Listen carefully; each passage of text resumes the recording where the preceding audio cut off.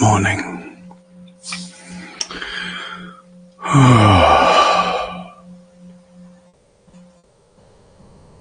Nice to sit here in the quiet of the morning a little, offering some chanting,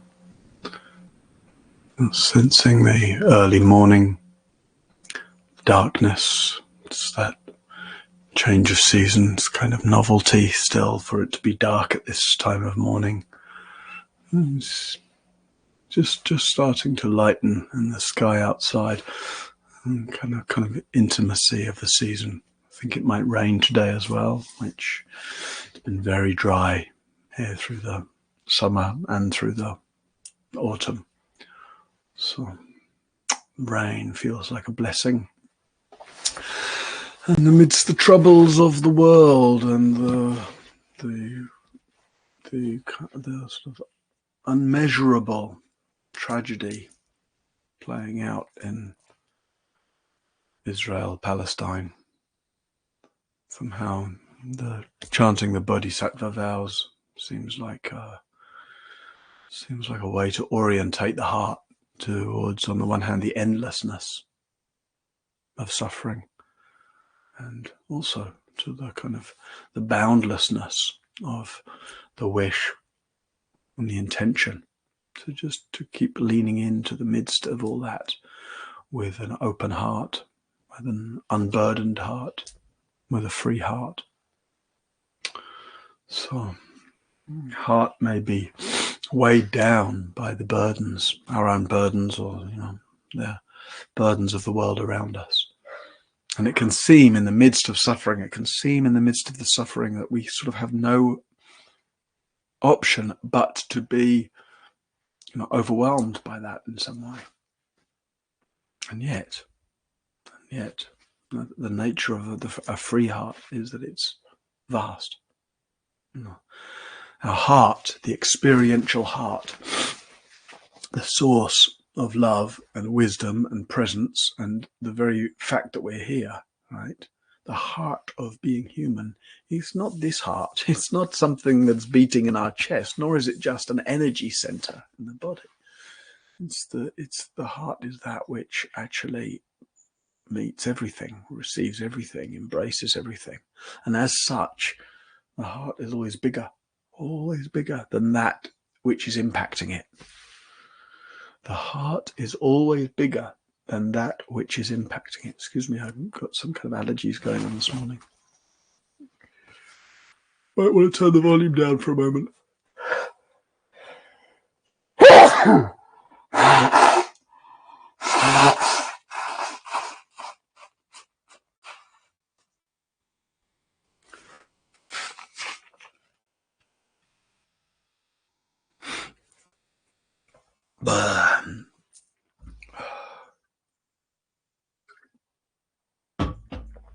Oh.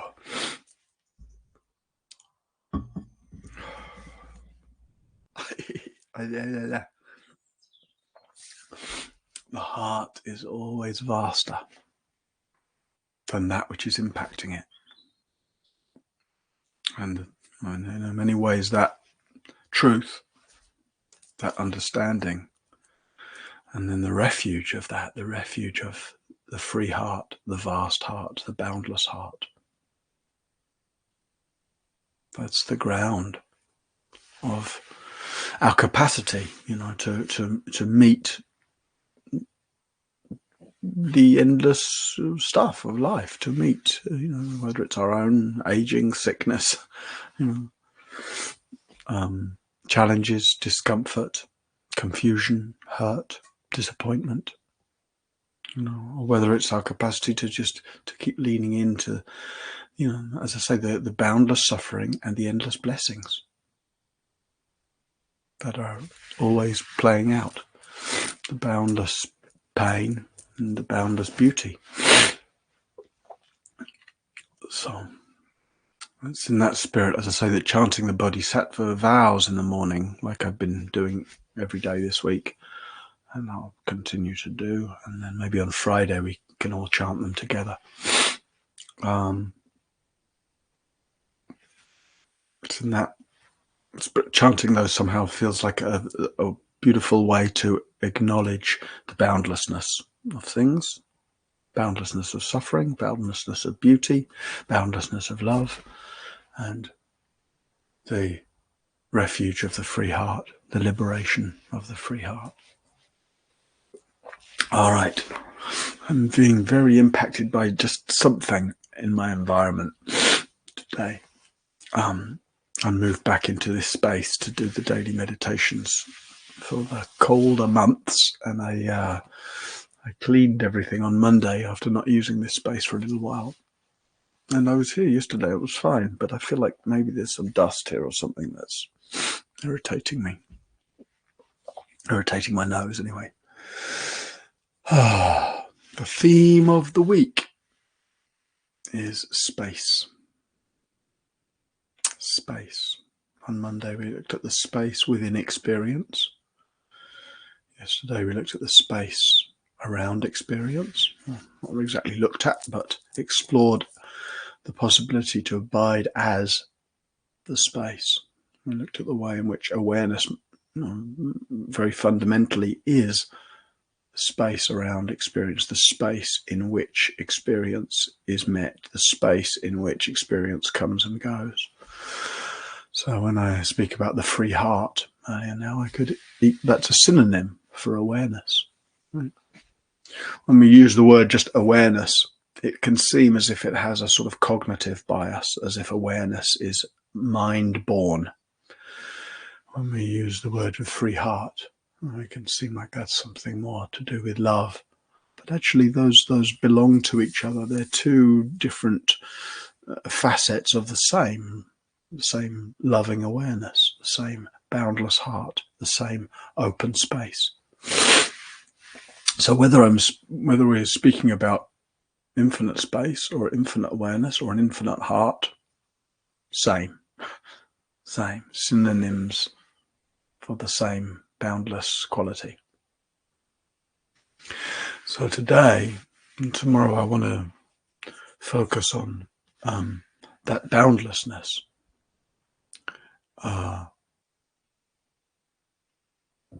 In fact, the next 3 days will be about boundlessness, and today we'll focus on those different, right? Today, boundless space, tomorrow, boundless awareness, tomorrow, boundless heart, Friday, boundless heart. So as I say, they're all the same. So how do we focus on them differently? Well, by just attending to one or other nuance. And the easiest nuance to attend to is, in terms of boundlessness, is just the sense of space. Just like yesterday, we explored the space around experience. The space of awareness in which experience arises. And today we just explore the way that space is edgeless, boundless. When we indicate that, when we speak about that boundlessness within, we tend to call it consciousness, right? What is consciousness? It's actually a sense of boundless space. Consciousness has no edges, and consciousness actually has no center. We think it has a center. We think the center is me. I'm the center of consciousness. But if you just go into consciousness, you don't find ding, oh, I've got to the, oh, that's the center now, and I stop. No, you just keep going in. Right? There's an infinity, an inward leading infinity. That's what consciousness is, an inward leading infinity. So, and when we refer to that infinity outwardly, that's what we call it, the cosmos, right? Or the universe, or the world. Same thing, it has no edges. The cosmos has no edges. It's infinite. So whether we're speaking about what we call consciousness or cosmos, mind or world, inner or outer, in both cases, it's edgeless and centerless and boundless. And that's to contact that, see that, experience that, most essentially to abide as that, to become that boundlessness, which is the invitation of meditation. To become that boundlessness is to find that there is infinite space in which to meet things. And therefore we can be both very intimate with our experience, but simultaneously independent from it. It's much easier to bear with that which is difficult or painful or confusing or uncomfortable when we're tending to it from a context that there's plenty of room for it, infinite room for it. So, meeting the boundlessness of consciousness, meeting the boundlessness of the cosmos, meeting the boundless space in which everything is always happening, meeting the boundless space which is our location constantly. Where are we? Where are you? Where am I? Here, in the boundless space of awareness. So take your seats, friends, for meditation. It's like this that we practice together.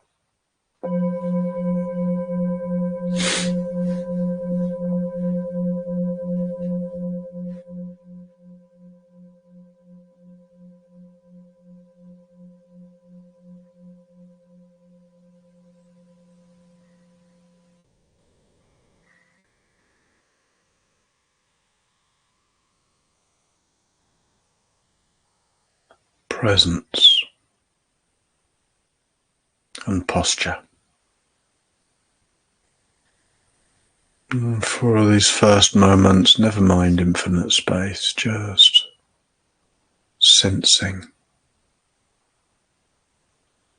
this sitting body, this breathing body.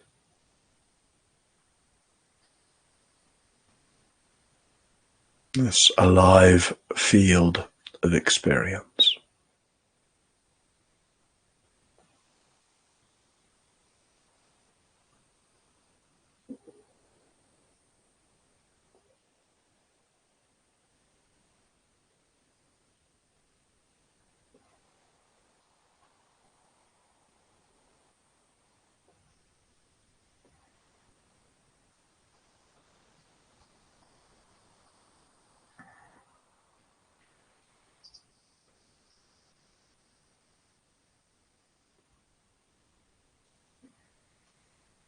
Letting your attention, like we explored yesterday, blend into the body field. Awareness in the breathing, breathing in awareness.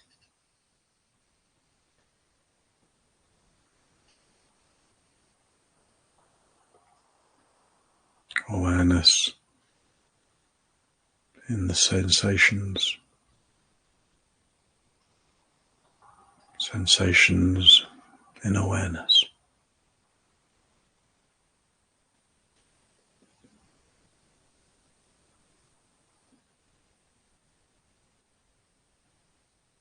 Awareness in hearing.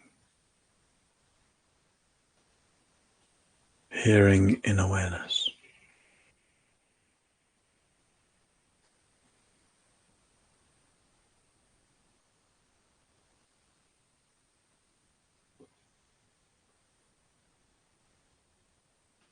So that all the fizzing and popping of sensations and sounds and thoughts can all show themselves as actually happening in a unified field of experience.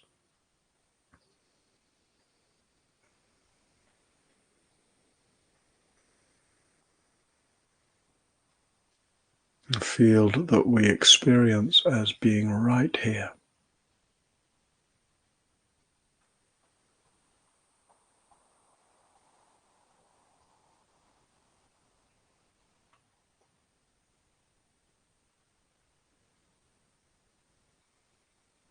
Body and breath right here. Sounds and sensations right here.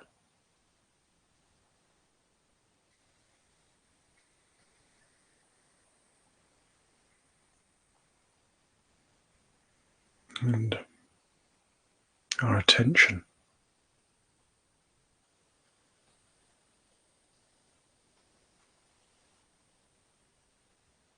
Our attention is right here.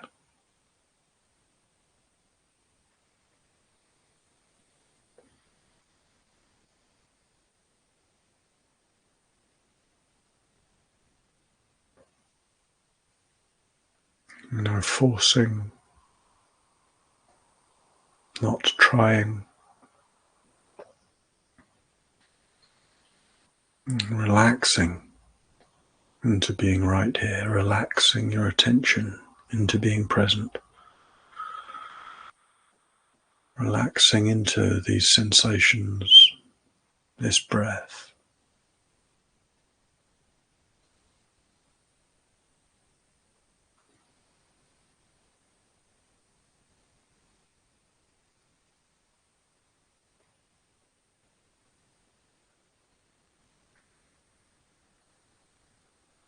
Relaxing into awareness.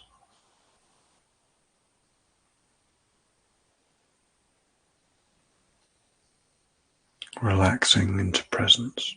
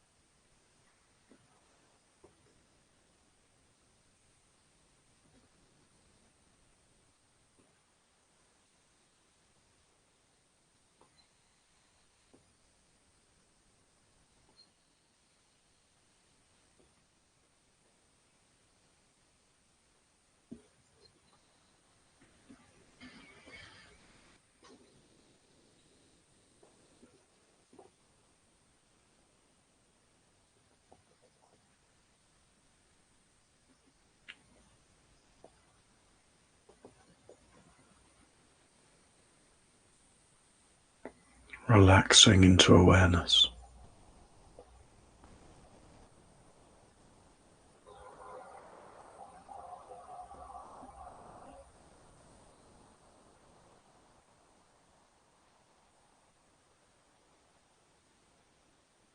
Into this field of experience.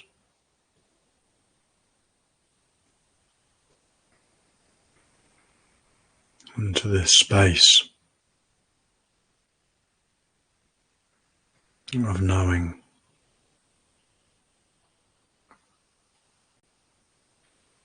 In a space in which breathing's happening, in which sounds appear, in which everything comes and goes.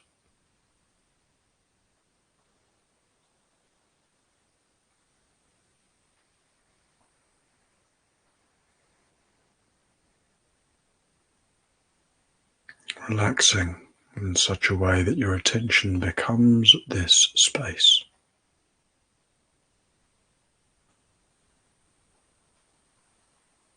And whenever you get lost or distracted in some way, just very simply, in a relaxed way, returning your attention to this space.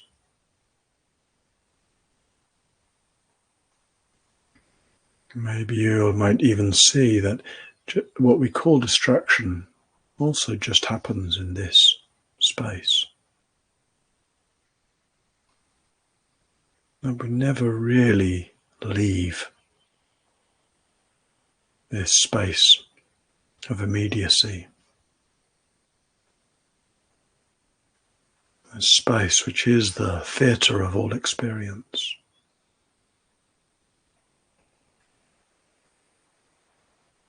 This open space of consciousness.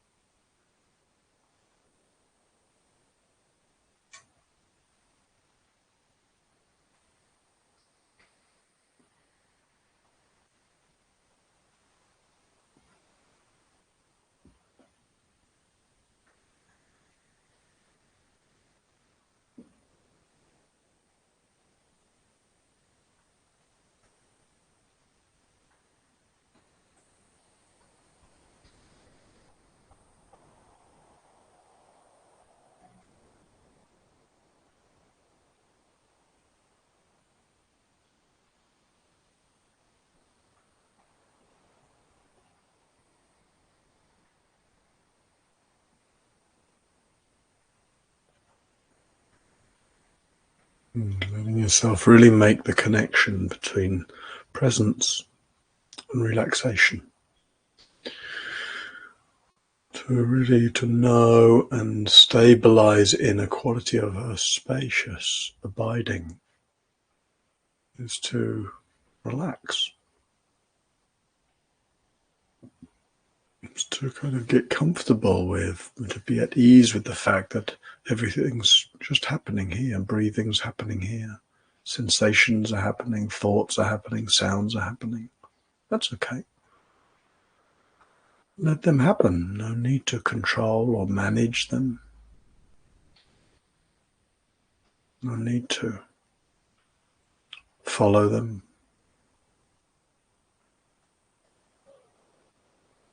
Be the space around them.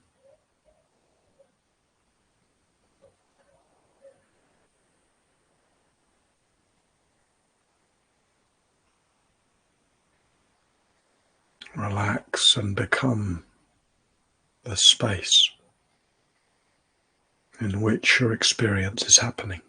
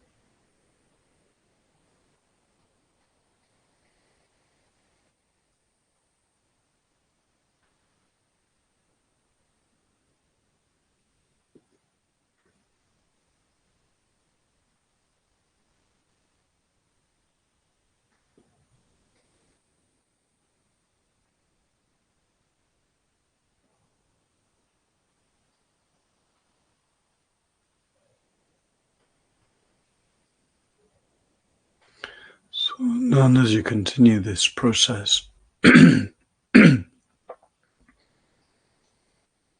you continue just to relax into the space around experience, the space in which everything's happening, the space of breath, space that gives rise to thought, sound, sensation, everything.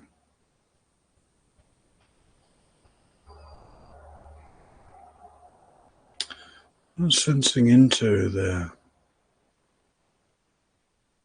edges, the edges of this space. Can you find any hard edges? If you do find anything that's hard, anything that seems to be an edge, what happens if you relax there?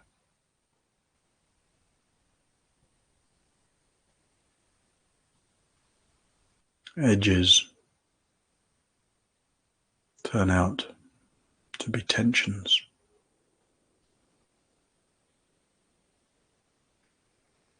Whereas relaxation is edgeless.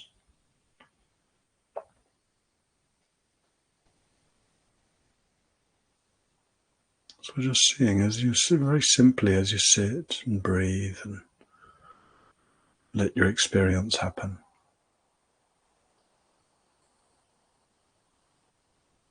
Just seeing how you can relax around the edges.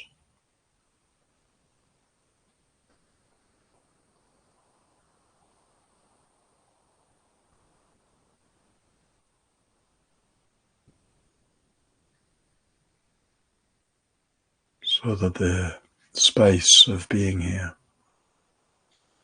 and so that this spacious abiding can open, expand.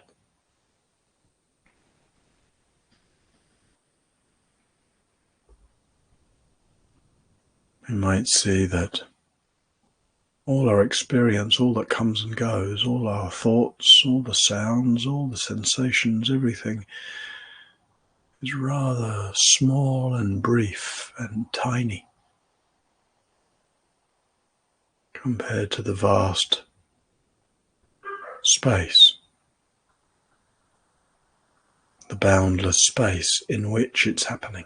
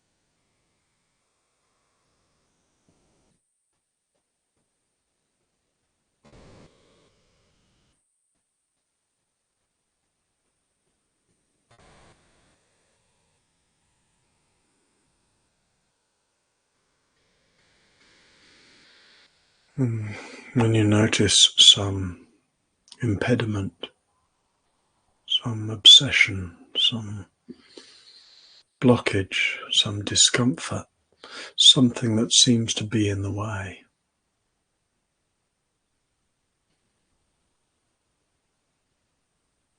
is there not space around that?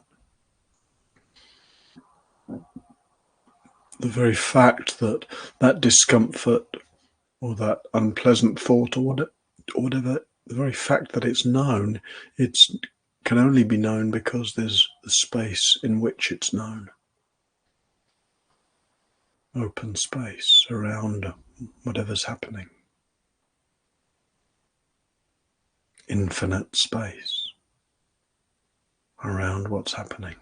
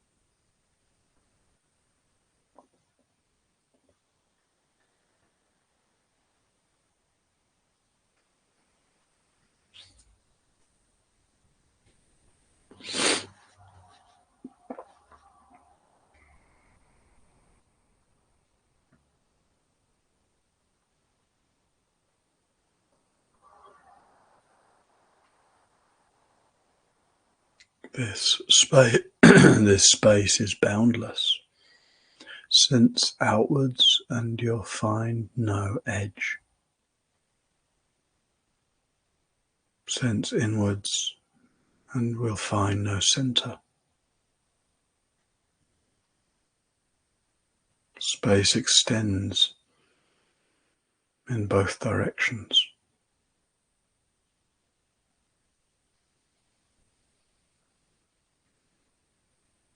Inwardly infinite, outwardly infinite,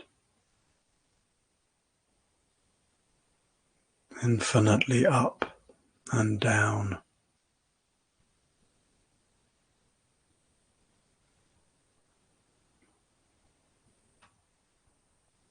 Where is the center of infinite space?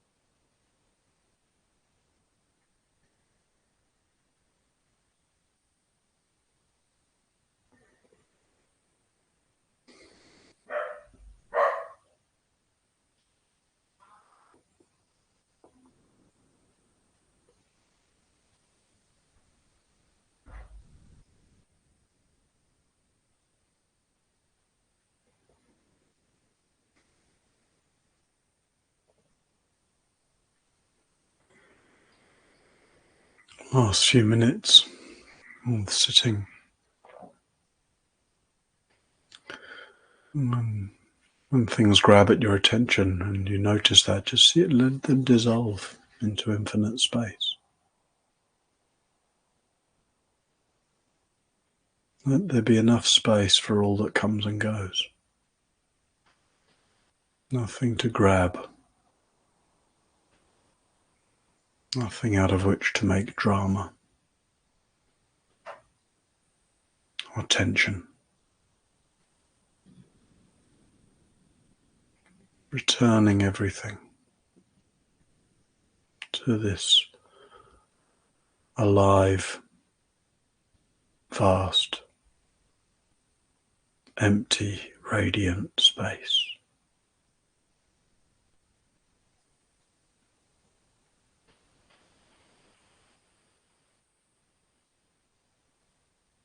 And any time you have a sense of limitation,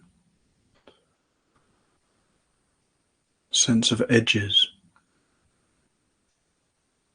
just gently sensing into that, so that what appears to be an edge or a limit can soften.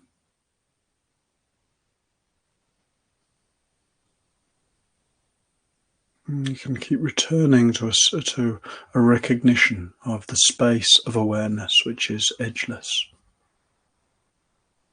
boundless, centerless, limitless, while also being right here, right here.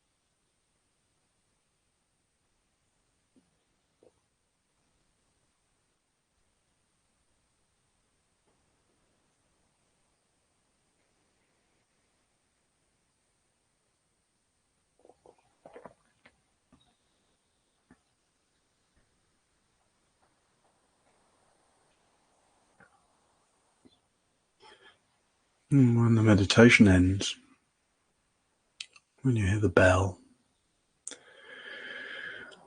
let the sound of the bell ring in this empty space, this open space, this vibrant space. And when you start to adjust your posture and move your body, let the sensations of movement happen within the space of awareness. And when you raise your eyes, see if seeing can happen within the space of awareness. So even though the sensitivity towards this boundlessness may change, the sense just of a spacious abiding can remain.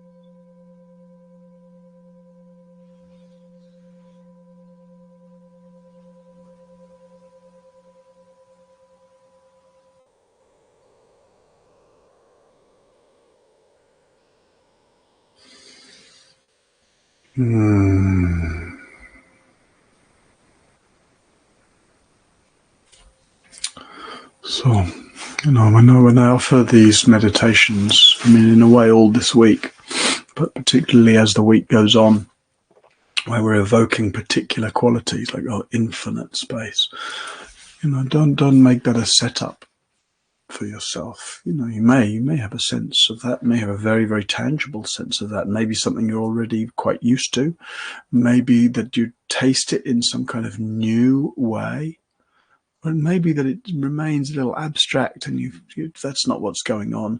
You just kind of getting distracted and coming back, or feeling dull, or whatever's going on for you. So, most essentially, use the instructions to the degree to which they're helpful, And if they don't quite match where you are at, just take care of your experience as it is. You can just have the basic intention to be spacious with what's happening without demanding that that your experience matches the instructions. Having said that, the infinite space of awareness, even though it can feel like a rarefied state, it is also the actual just normal natural nature of things. I mean, awareness is just infinitely spacious by its nature. The essential consciousness is most essentially composed of knowing space, infinite space. And so it may well be that lights up in some way during the meditation. So a couple of things. We'll have sort of a bit of time for questions, especially if your questions sort of lead out from the meditation and are around this territory of the instructions or your experience in meditation. But a couple of things before that. One, dana, just the reminder of the way all this is offered freely, and yet the way in which Sangha Life has many thousands of dollars of monthly overheads, and just the reminder, encouragement, appreciation to support that if you can. If you're here for the first time, or you're very new here, or if your finances are such that things are very tight financially, there's no pressure. There's no pressure. This is not some kind of hard sell. No. You're welcome to benefit from here, to show up here with no obligation to give anything. It's very important that that's part of the spirit of Dharma. No obligation. Just like I'm under no obligation, to speak to you. I can just show up and I can just say, okay, let's meditate. But there's the wish to support, and then we support in line with our capacity. So you have to see. But if you have some capacity, it might be just a capacity of a few euros, or it might be, so you might feel able to and moved to offer substantially more than that. It's one of the beautiful things of Dharma, right? That actually some people are able to offer larger amounts, and that acts as some kind of, that you're offering. When you offer more, you're offering on behalf of and in solidarity with those who are not able to offer so much. And so you might just consider for yourself, well, maybe I could offer, more than my fair share, whatever my fair share is. Maybe I could offer more than my fair share of being here, and just to do that as a gesture of that which feels beautiful, right, supportive. And then you get to also taste the sense of the goodness of that. Buddha talks about dana as a foundation for happiness. And that might sound strange because we get a bit tight around money. But if we reflect just a little bit, we realize, we do love the feeling of being kind or being generous or being supportive, feeling like we have the capacity to be there in some way for others. So, whatever way that translates for you into dana offerings today or this week, just to appreciate the support that comes in and the way that, makes all of this possible. Yeah. Then a couple of other things which are just basically shameless promotions. There'll be a day of practice this week with me on Saturday here at Sangha Live called Doorways to Infinity. And it'll follow on quite well from this week on spaciousness, but we'll talk about the three primary energy centers: belly, heart, head, and the ways they lead to a kind of an infinity of presence, an infinity of love, an infinity of clarity. So please feel free. George will have the link. And then also I'm beginning a 4-week course beginning this Sunday on Mara called Seeing Beyond Mara. And there's many hundreds, maybe a couple of thousand people now have taken my online Mara course with me. And this is, it will function as a standalone course, so you're welcome to come and take it anyway. But particularly if you've done the part 1, this will different material.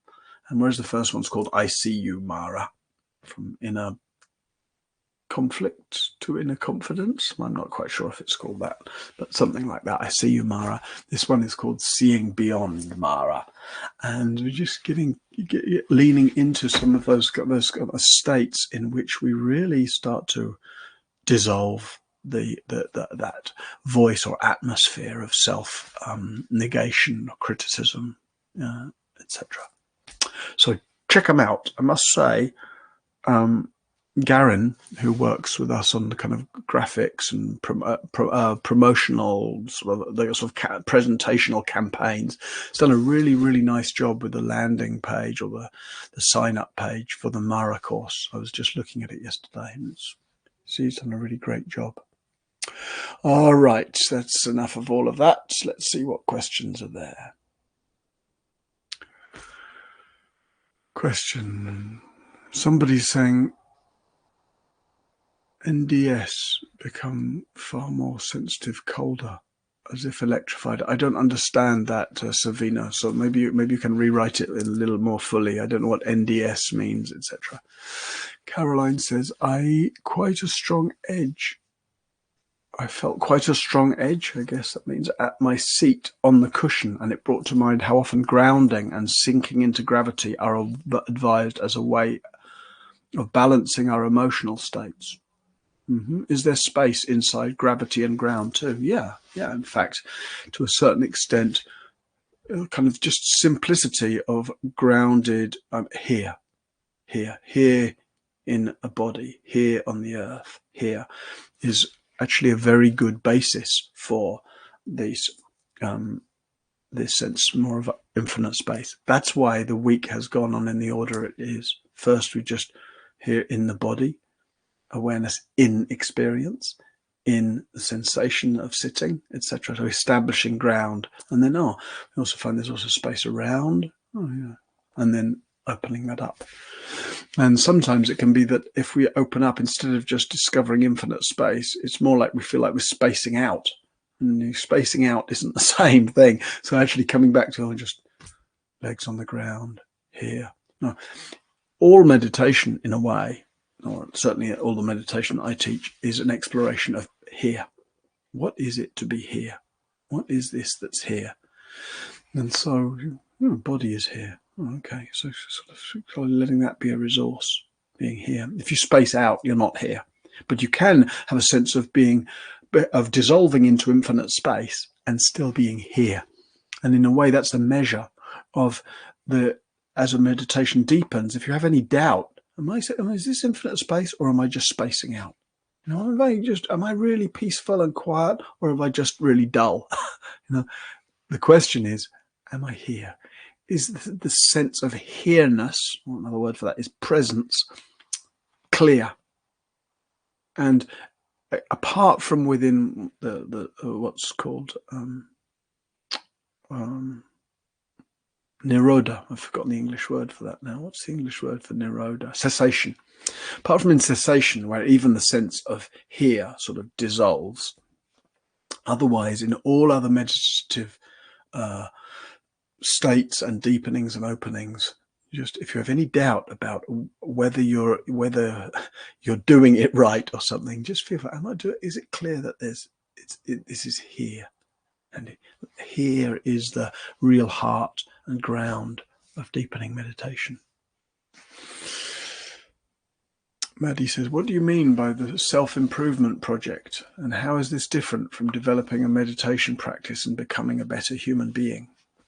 So I'm not quite sure of the context of that, Maddie, where you heard me say that. But, basically, we can engage. Nothing wrong with a self-improvement project.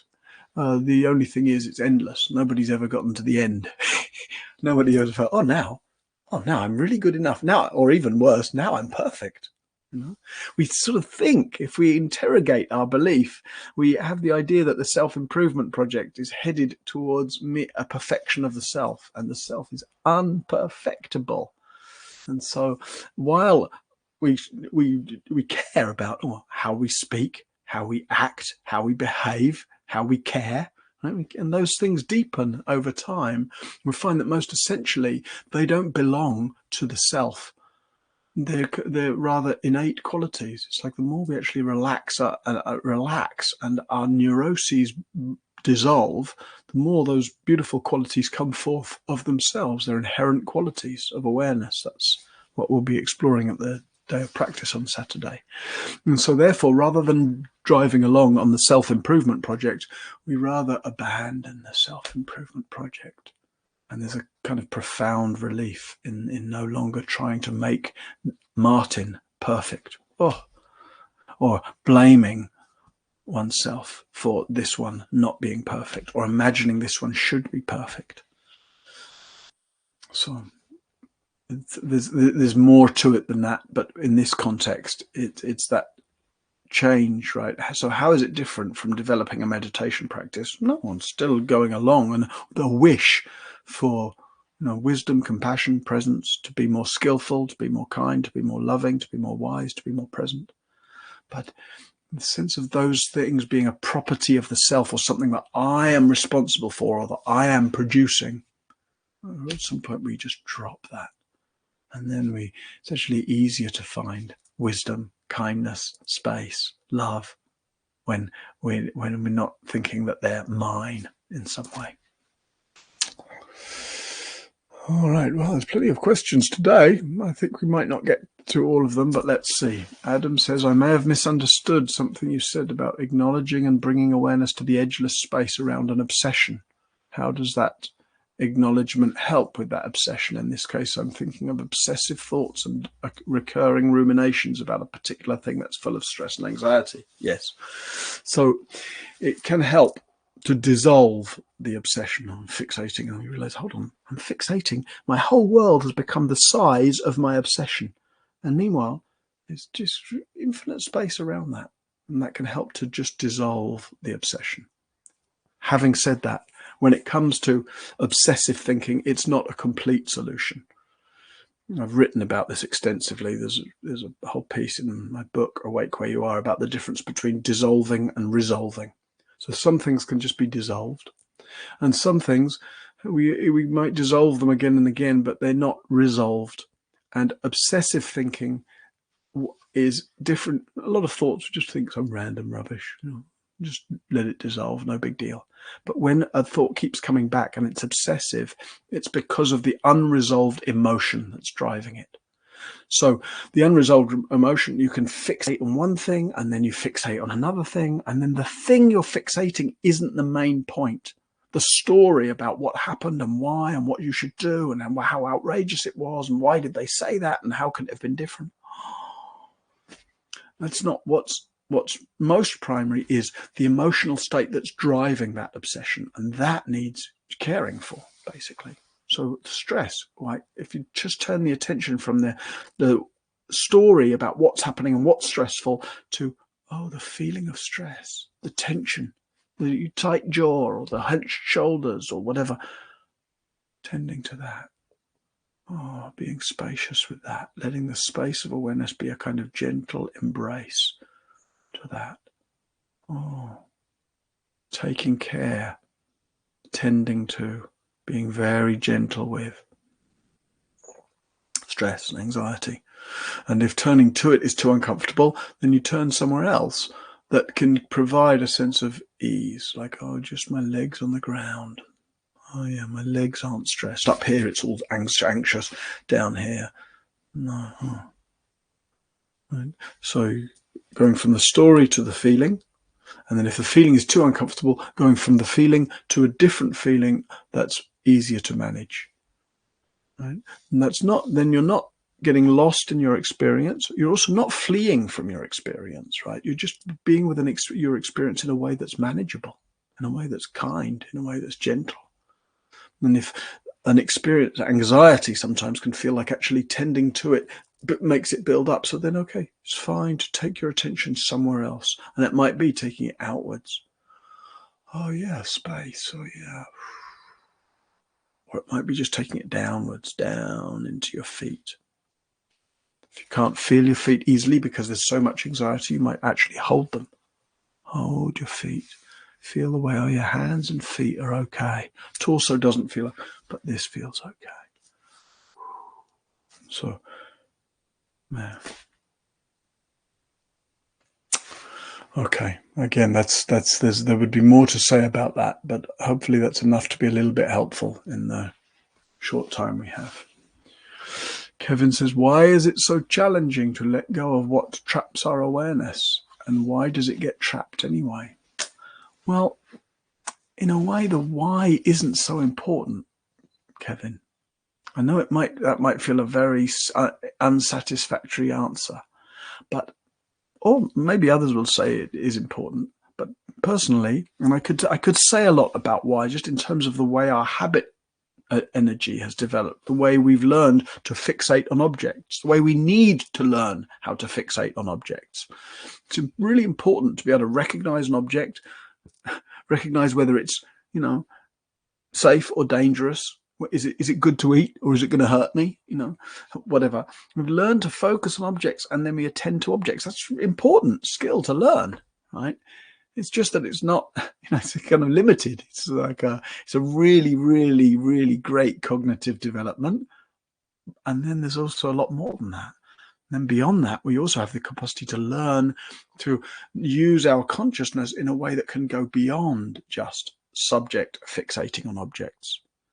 To learn to know realms of consciousness in which both subject and object can soften and unify and dissolve. Right?